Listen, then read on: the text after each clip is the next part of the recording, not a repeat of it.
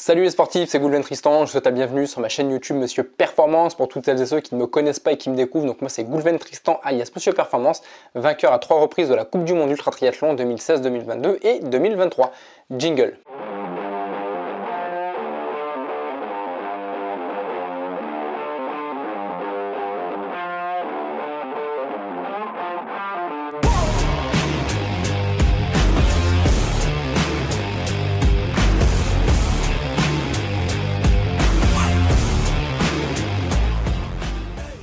Comment savoir si on est prêt pour s'inscrire, participer à telle ou telle compétition?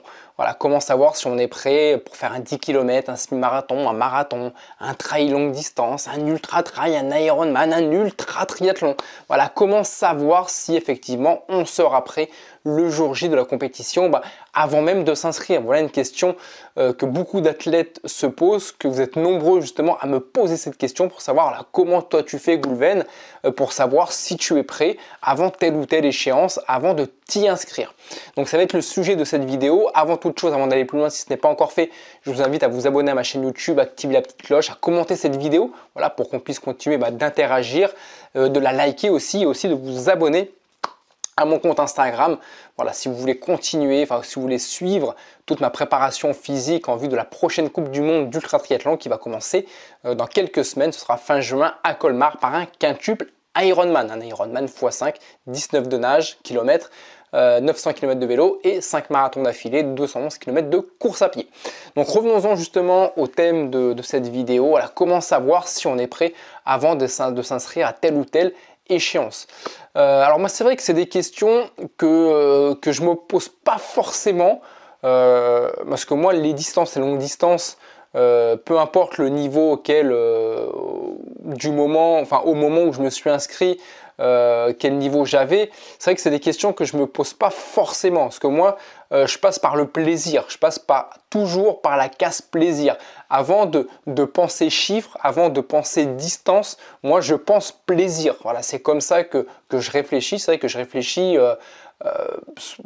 à l'envers ou à l'opposé en tout cas, à contre-courant de la plupart des athlètes. Moi, avant de penser difficulté, avant de penser chiffres, distance et compagnie, moi je pense au plaisir. Et c'est vraiment, je vous invite vraiment à avoir cet état d'esprit, à avoir cette pensée avant justement de vous inscrire à telle ou telle distance. Voilà, encore une fois, que ce soit un 5 km ou à de l'ultra endurance. Alors c'est important aussi de respecter justement une certaine hiérarchie, voilà, dans les courses, dans les distances. Encore une fois, comme je le dis dans de nombreuses vidéos que j'ai l'habitude de faire sur cette chaîne YouTube, il n'y a pas de vérité, hein. Voilà, vous pouvez très bien commencer directement votre première compétition par un marathon ou passer du marathon directement à un ultra trail. Il n'y a pas de vérité. Ce qui est important, c'est d'apprendre à vous connaître et d'arrêter de mettre votre focus sur des chiffres. Mais mettez votre focus sur le plaisir, sur ce qui vous anime. Et vous verrez que déjà, ça vous permettra d'en savoir beaucoup plus et de répondre, d'avoir énormément d'éléments de réponse justement à la question que vous allez vous poser. Est-ce que je suis prêt? Alors pour celles et ceux qui partent de zéro, comme je l'ai fait il y a peut-être plus de 20 ans en arrière, quand je me suis remis à la course, quand je me suis remis, et mis aussi à la course à pied, j'ai commencé par des 5 km, des 10 km. Alors c'est vrai que quand on commence par des 5 km, on ne se pose pas forcément la question de savoir si on est prêt ou pas. Généralement à 5 km, qu'on soit en surpoids ou pas, c'est pas forcément une distance qui va nous effrayer. Alors après, par rapport à votre condition physique du moment, voilà, prenez soin justement d'en parler à votre médecin, que ce soit un médecin généraliste ou un médecin du sport. N'hésitez pas aussi à faire un électrocardiogramme, de faire un test d'effort, voilà, pour voir si vraiment il n'y a pas de sujet de préoccupation par rapport à l'activité de la course à pied. Voilà, peu importe la distance, ce sera toujours mieux que vous soyez rassuré avant de commencer. Mais tout ce qui est 5 km, 10 km, généralement, on ne se pose pas réellement la question de savoir si on est prêt ou pas. Généralement, c'est une question qu'on va se poser à partir du semi-marathon et à partir du marathon. Ce qui est bien pour celles et ceux qui se posent la question pour un marathon, c'est d'avoir validé un semi-marathon en amont. Encore une fois, il n'y a pas d'obligation, mais ça peut permettre justement de vous rassurer. Et attention aussi, comme je l'ai expliqué dans différentes vidéos, de ne pas tomber dans le piège de se dire « j'ai fait un semi-marathon ». Quand j'ai fini ce semi-marathon, j'étais au bout de ma vie et je visualise pas du tout le fait de faire un marathon parce que j'étais carbo, j'en pouvais plus, j'étais courbaturé. Faire un marathon, faire la même distance encore pour faire un marathon, c'est juste pas possible. Non, parce que intellectuellement parlant, vous êtes programmé à faire un semi-marathon et pas un marathon. Donc tombez pas justement dans ce piège. C'est pas parce que vous avez fini un semi-marathon difficilement que vous n'êtes pas apte à faire un marathon. Voilà, ça c'est très important justement de ne pas tomber dans ce piège-là, un piège dans lequel tombent énormément de coureurs, d'athlètes et ça, il faut faire très attention à ça. Moi, ce qui m'anime aussi, mon état d'esprit pour vraiment aller plus loin, pour que vous puissiez comprendre, moi, ce qui m'anime dans le fait de m'inscrire à telle ou telle compétition, c'est que je ne cherche pas à avoir 100% des connaissances de la compétition ou que je cherche à avoir 100% du matériel qui va me permettre de faire telle ou telle compétition. Non, ça ne m'intéresse pas. Toutes les personnes qui chercheront à être à 100% au top ou entre 80 et 100%, d'avoir tous les éléments, tous les ingrédients pour participer à telle ou telle course, c'est des personnes qui ne passeront jamais à l'action. Voilà, moi si j'ai 1% de connaissances sur telle ou telle compétition, c'est pas grave. Voilà, au contraire, ça va m'exciter. Moins je vais en savoir sur la compétition, plus ça va m'exciter. Et le reste des informations, je vais les avoir justement après m'être inscrit. Après m'être inscrit, ça va me responsabiliser par rapport à la compétition à laquelle je me suis engagé. Donc ça va être un engagement envers un organisme, envers une compétition, envers moi-même aussi, le fait de m'inscrire, le fait de payer. Et ensuite, je vais naturellement, ça va me responsabiliser. Je vais devoir aller chercher les informations qui vont me permettre d'être finisher de cette compétition ou peut-être faire un classement, faire un podium ou remporter une victoire. Pourquoi pas, selon votre objectif et selon votre niveau. Et justement, c'est ce qui est excitant justement. Un exemple que je cite souvent, où j'en parle régulièrement dans mes vidéos, j'ai déjà fait une vidéo sur ce sujet, c'est mon premier triathlon. Mon premier triathlon, ça a directement été un Ironman. Je me revois encore retirer mon dossard et d'échanger justement avec cette dame qui est en train de me donner des sacs en veux-tu en voilà et lui dire mais attendez, là vous me donnez plein de choses, je sais même pas à quoi ça sert. Et la femme qui me dit vous inquiétez pas, c'est comme un triathlon. Et là, je la regarde et je lui dis, mais attendez, moi, j'ai jamais fait de triathlon. Et là, il y a un blanc entre nous deux. Et elle me fait, ah ouais, bon, je vais tout vous expliquer. Voilà, mon premier triathlon que je fais, c'est l'Ironman de Nice. Et j'ai appris un petit peu, j'avais quelques connaissances, quelques ingrédients avant de m'inscrire.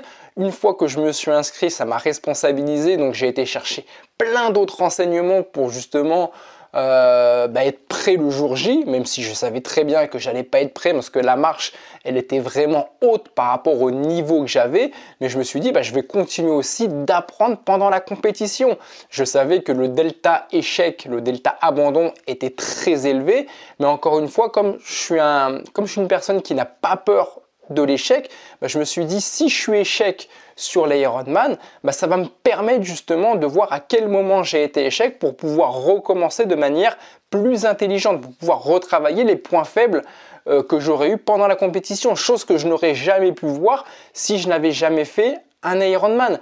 Donc moi en tout cas c'est l'état d'esprit qui m'accompagne pour avancer, pour progresser dans le sport. Et je vous invite vraiment à vous rapprocher de cet état d'esprit et surtout de ne pas avoir peur de l'échec. Voilà, l'échec, il peut que vous faire grandir, il peut que vous faire progresser, c'est ce qui va vous permettre de vous rapprocher de vos objectifs. Si ce n'est pas un instant T, ce sera peut-être dans plusieurs mois ou peut-être l'année suivante quand vous aurez l'occasion de reparticiper à cette course et c'est vraiment, je vous invite vraiment à réfléchir ainsi et d'essayer de mettre de côté justement la distance.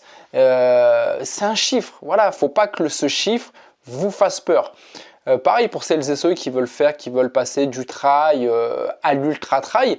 Bah, ce qui est bien, c'est d'avoir une progression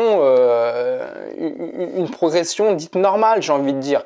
Avant de faire un ultra trail, bah, c'est bien d'avoir fait un trail. Voilà, ça peut que vous rassurer.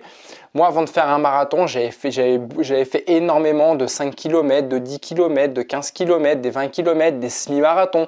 Et ensuite, bah, naturellement, j'ai été sur le marathon. Voilà, parce que j'avais envie de découvrir ce qu'était le marathon. Je me sentais largement capable par rapport à tous les 10 km, 15 km et semi-marathon de faire un marathon. Le premier marathon que j'ai fait, c'était le marathon de Paris en 2008. À aucun moment, je me suis posé la question de savoir si j'allais être finisher ou pas. J'avais peut-être fait une vingtaine entre des 15 km et des 20 km, j'avais fait une vingtaine de courses comme ça. Voilà, je savais très bien que le marathon, ça allait être une formalité. La question que je me posais au départ, c'était quel chrono j'allais faire. Est-ce que j'allais réussir à atteindre mon objectif de le faire en 3h15 ? Bon, j'y suis pas arrivé, je l'ai fait en 3h25, mais j'étais très content pour mon premier marathon de le faire en 3h25 et ça s'est super bien passé. Ensuite, quand j'ai fait mon premier trail, bah, j'avais peut-être fait 2 ou 3 marathons. Et je me suis dit, mon premier trail, bah, ça a été un 68 km, le trail des Templiers, à côté de Millau. Pareil, au départ, comme j'avais fait beaucoup de semi-marathons et quelques marathons que j'avais validés entre guillemets aisément, je savais que le trail de 68 km, j'allais le finir sans aucune difficulté. La question au départ de ce trail, c'était en quel temps j'allais le faire. Voilà, j'avais ciblé entre 9h et 10h à peu près par rapport à ce que j'avais pu voir. Mais bon, j'ignorais beaucoup de choses, notamment le dénivelé qui allait me ralentir. Dans le premier trail, je l'ai fait en 9h23, je crois, il me semble, pour le trail des Templiers. J'étais super content. Mais à aucun moment, je me suis dit, est-ce que ça va le faire, est-ce que ça va pas le faire? Non, on y va. Voilà, on y va, on apprend. J'ai eu la chance d'être bien préparé en amont, donc c'était génial. Après, bah, l'écosystème, le phénomène de l'épigénétique, à force de côtoyer plein d'athlètes dans le trail, j'ai commencé à rêver parce que j'ai toujours été animé par de longues distances. Donc rapidement, on m'a parlé de l'UTMB, j'ai trouvé ça génial. À cette époque-là, 2007-2009, il n'y avait pas forcément besoin de points comme aujourd'hui. Mais par contre, passer des Templiers à l'UTMB, donc passer d'une distance de 68 km à presque 170 km, waouh, je me suis dit, waouh, c'est peut-être un peu beaucoup. Voilà, j'ai pas beaucoup d'expérience. Et la chance que j'ai eue, c'est que l'UTMB proposait aussi la CCC, un 98 km, Courmayeur, Champec, Chamonix. Je me suis dit, tiens, ça c'est une bonne alternative. Voilà, l'UTMB, je le ferai l'année suivante. Mais avant, ça peut être sympa de valider dans la vallée de Chamonix la CCC. Donc, je me suis inscrit à la CCC, que j'ai fini laborieusement. Je crois qu'on avait 24 heures pour terminer la course ou 27 heures. Mais je crois que je termine la course à 30 minutes près dans les barrières horaires. Donc, j'étais vraiment très limite. J'en ai chié sur la CCC. Mais à aucun moment, je me suis dit, j'ai été limite sur la CCC. Du coup, je vais pas faire l'UTMB, parce que l'UTMB, c'est quand même 70 km de plus que la CCC, avec x2 quasiment en dénivelé. Donc, à aucun moment, non, je me suis dit, je vais reporter ça, je vais refaire la CCC pour revalider la CCC et essayer d'améliorer mon chrono, qui aurait été aussi une bonne stratégie, hein. Il y en a beaucoup, ils vont prendre ce chemin. Encore une fois, il n'y a pas un chemin qui est moins bon qu'un autre, hein. Encore une fois, c'est à vous d'apprendre à vous connaître. Ça ne sert à rien de brûler les étapes si vous vous en sentez pas capable et que vous n'avez pas envie de sauter les étapes, vous avez envie de prendre votre temps et c'est très bien, je vous invite à continuer comme ça.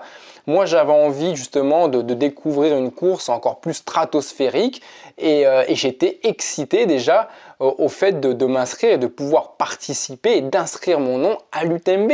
Et c'est chose qui a été faite l'année suivante. Et l'UTMB, je l'ai fait mais sans aucune difficulté. Je ne vais pas dire que j'ai déroulé, mais je l'ai fait j'ai été beaucoup plus à l'aise à l'UTMB qu'à la CCC. L'UTMB, je le finis je crois en 41 heures. On devait avoir 47 heures, donc je le finis 6 heures avant la barrière horaire. Et je me suis régalé. L'année suivante, je double encore les distances. En 2010, pardon, je refais l'UTMB, mais la course est arrêtée pour conditions météorologiques. Donc au bout du 10e kilomètre, voilà, on a arrêté. Et l'année suivante, je fais le Tour des Géants, donc le Tour des Géants, le Tour de la vallée d'Aos, 24 000 mètres de dénivelé positif. C'est l'UTMB en x2, ou c'est la Diagonale des Fous en x2. Mais à aucun moment, je me suis dit, waouh, passer de 170 à 333 km, non, ça fait beaucoup trop. J'ai juste un ultra trail de 70 km au compteur. Donc le Tour des Géants, c'est pas possible. Non, c'est moi ce qui m'excite justement, ça va être de découvrir l'inconnu. Et je vous invite vraiment à avoir cet état d'esprit de vouloir découvrir l'inconnu et de ne pas vous stopper à cause d'un chiffre, d'une distance. Non, de toute manière, vous aurez les réponses à vos questions à force d'avancer et aussi pendant la course. Quoi qu'il en soit, que ce soit un 100 km, un 150, un 200, un 300 km, vous ne trouverez jamais le temps pour vous entraîner suffisamment pour que votre corps puisse se familiariser avec ces distances-là. Moi, que ce soit un 100 km ou un 300 km, je vais pas faire des entraînements marathon, voilà, des entraînements de 40, 50 ou 60 km. Voilà, alors c'est sûr que je vais augmenter mon temps d'entraînement à peut-être de 45 minutes à 1 heure, de 1 heure à 1 heure et demie, peut-être maximum 2 heures. Mais à un moment donné, je serai bloqué par ma situation professionnelle, familiale, par ma motivation aussi à vouloir m'entraîner plus. Donc quoi qu'il en soit, que ce soit un 100 km ou un 300 km, vous ne pourrez pas vous entraîner de la bonne manière par rapport à la distance à laquelle vous vous serez inscrite. Voilà, si votre corps il est à l'aise sur 50-70 km, il sera aussi à l'aise sur 100-150 km ou 200 ou 300 km. Voilà, après, voilà, il trouvera les solutions, vous trouverez les solutions avec lui pendant la compétition. Voilà, en trouvant justement ces solutions à travers le plaisir. C'est ce que je dis régulièrement. Sur une échelle de 0 à 10, sur une échelle de la passion par rapport à la course à laquelle vous allez vous inscrire, il faut que vous vous rapprochiez des 10, même que vous soyez au-delà des 10 sur 10. Voilà, moi, la plupart des compétitions que je fais, notamment l'ultra triathlon, où j'ai beaucoup de questions dans ce sens-là, parce que l'ultra triathlon, on est sur des double Ironman, des triple Ironman, des DK Ironman, et ça va jusqu'au triple DK Ironman, x 30 les distances de l'Ironman. Donc c'est 114 km de nage, 5400 km de vélo et 1266 km de course à pied.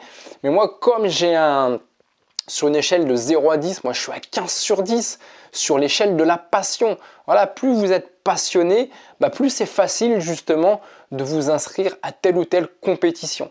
Donc c'est important justement d'apprendre à vous connaître, parce qu'on n'est pas tous pareils, on n'a pas tous la même situation professionnelle, familiale, on n'a pas tous le même vécu, on n'est pas tous rendus au même chapitre par rapport à vos antériorités dans le sport, par rapport à tout ce que vous avez pu faire. Voilà, c'est comme un livre, voilà, chacun on est à tel ou tel chapitre.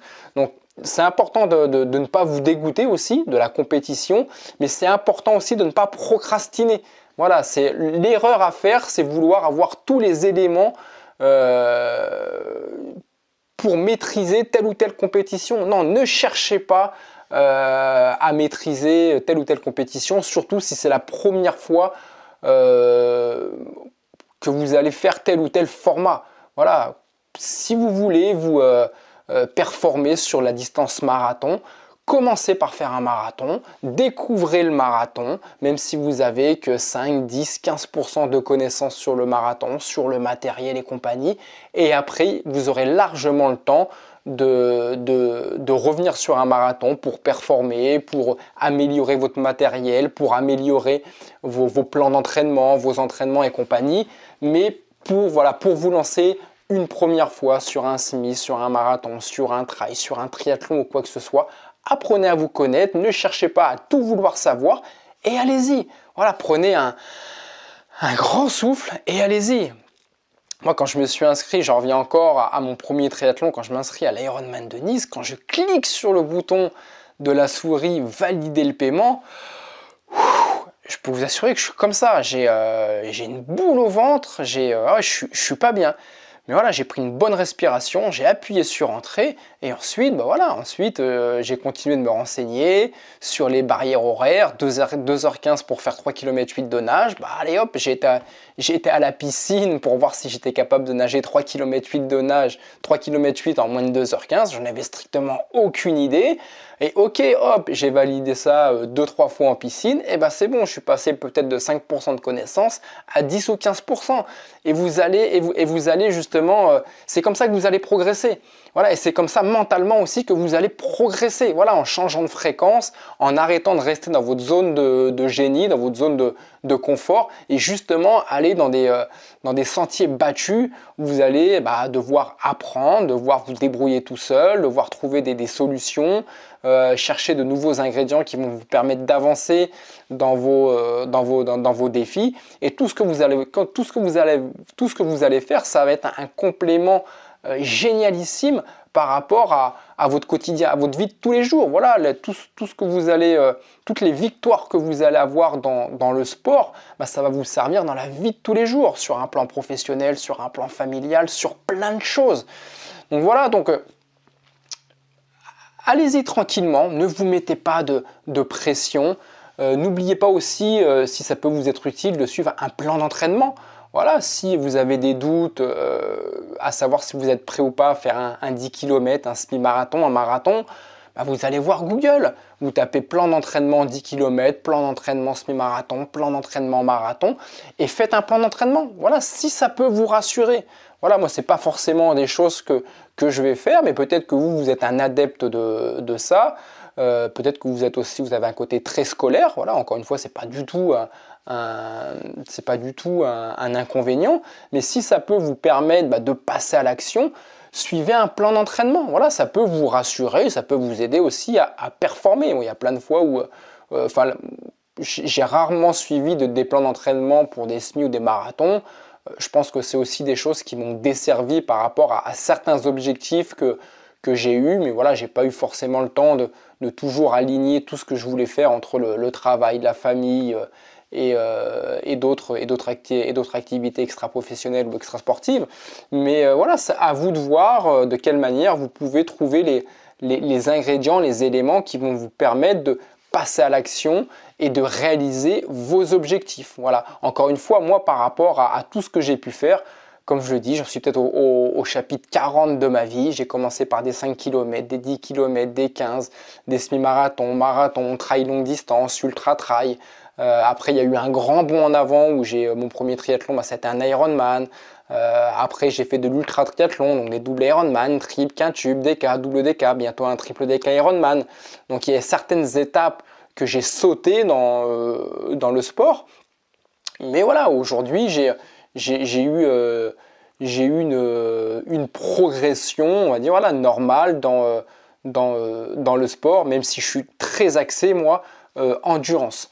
Donc voilà, donc à vous de définir justement les codes et tout l'écosystème qui vont vous permettre d'avancer, de progresser. Mais surtout, voilà, pour résumer cette vidéo, n'ayez pas peur de l'échec, parce que c'est souvent l'échec, c'est la peur de l'échec qui va faire qu'on ne va pas s'inscrire à telle ou telle compétition. Ne tombez pas aussi dans le piège de vous dire « j'ai fait un semi-marathon, j'ai fini, j'étais pas très bien, donc le marathon c'est pas bien, c'est pas pour demain ». Ou je pourrais prendre le même exemple pour un trail longue distance de 40, 50, 60 km et de se dire non, un ultra trail, j'ai fini mon trail de 50 km, je l'ai fini, c'était une catastrophe, donc un ultra trail, c'est même pas la peine. Non, ça veut strictement rien dire.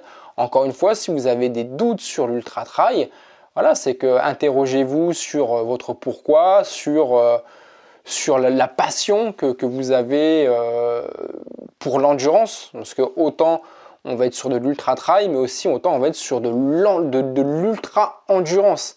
Voilà, l'ultra endurance, tout le monde ne s'y intéresse pas forcément, tout le monde ne va pas forcément se passionner mentalement parlant pour de l'ultra endurance. C'est vraiment un exercice complètement à part, c'est vraiment une discipline à part par rapport à tout ce qu'on peut trouver sur du 20, 30, 40, 50, 60 km. Voilà, quand vous passez au-delà des 100 km ou au-delà des 150 ou au-delà des 200 km, voilà, il y a plein de nouvelles choses qui entrent en jeu et qui ne sont pas forcément digestes mentalement ou musculairement parlant pour tout le monde, malgré que beaucoup d'athlètes en ont les capacités, mais beaucoup se sont aussi vautrés parce que c'est non pas que physiquement, athlétiquement, ils n'y arrivaient pas, mais mentalement, c'était des efforts qui étaient beaucoup trop longs et ça ne leur convenait pas. Donc voilà, donc à vous vraiment de trouver les solutions pour ne plus avoir peur de vous inscrire à telle ou telle compétition. N'hésitez pas justement dans le chat à me partager vos retours d'expérience ou à me partager peut-être vos soucis ou vos peurs de vous inscrire à telle ou telle compétition. Voilà, quelle est la raison pour laquelle aujourd'hui vous n'avez pas encore fait un 10 km ou un semi-marathon ou un marathon ou un ultra-trail. Qu'est-ce qui vous empêche aujourd'hui de le faire? Posez-vous la question. Et plus vous serez honnête avec vous-même, plus ce sera facile justement d'aller chercher les ingrédients aujourd'hui qui ne vous permettent pas de passer à l'action par rapport à ce que vous aimeriez faire. Voilà, donc posez-vous les bonnes questions. N'hésitez pas à me les partager dans le chat pour que je puisse individuellement répondre à vos questions et vous guider de manière à ce que vous puissiez passer à l'action. Et vous y arriverez. Je vous dis à très vite, à votre succès. N'oubliez pas, si ce n'est pas encore fait, de vous abonner à la chaîne YouTube, d'activer la petite cloche, de me rejoindre en live sur toute ma préparation physique en vue de la prochaine Coupe du Monde sur Instagram. Et moi, je vous dis à très vite. À votre succès. Bye bye.